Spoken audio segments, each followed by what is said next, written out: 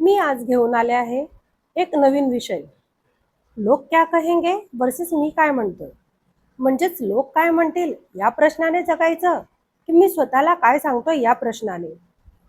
हे तेच लोक आहेत जे आपल्या यशात सहभागी नसतात, पण आपल्या अपयशात मात्र टीका करण्यास सर्वात पुढे असतात. काही लोक तर स्वतः अपयशी असतात, पण दुसऱ्यांचं स्वप्न विझवण्यात त्यांना आनंद आणि समाधान मिळतो. आपण अनेकदा आपल्या स्वप्नांकडे जाण्याआधीच थांबतो. कारण एकच, लोक क्या कहेंगे.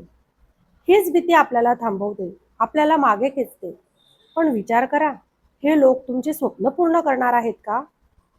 तुमच्या यशाची अपयशाची जबाबदारी घेणार आहेत का? नाही ना. म्हणूनच मी काय म्हणतोय हे जास्त महत्वाचं आहे. स्वतःला काय वाटतंय हे महत्वाचं आहे. माझं स्वप्न काय आहे, मला काय करायचं आहे, याचं उत्तर जेव्हा तुम्हाला स्पष्ट होईल, तेव्हा तुम्हाला लोक काय म्हणतील त्याचं महत्त्वच वाटणार नाही. लोकांचं मत तुमचं भविष्य ठरवू शकत नाही, पण तुमचं मत मात्र तुमच्या यशाचा पाया नक्कीच ठरू शकतो. आपल्याला प्रत्येक वेळेसच बाहेरच्या सल्ल्याची आवश्यकता नसते. कधी कधी आपण स्वतः शांत बसून आपल्या आतला आवाजही ऐकायला हवा. आपल्या आतला आवाज कधीच ओरडत नाही.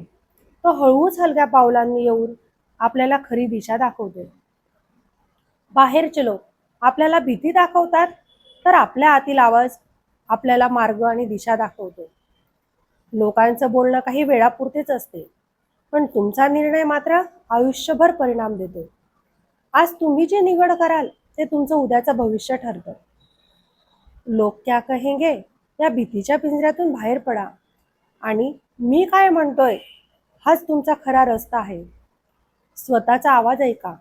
तो तुम्हाला सांगेल, तू हे करू शकतोस, तू वेगळा आहेस, तुझं स्वप्न खरं होऊ शकतो.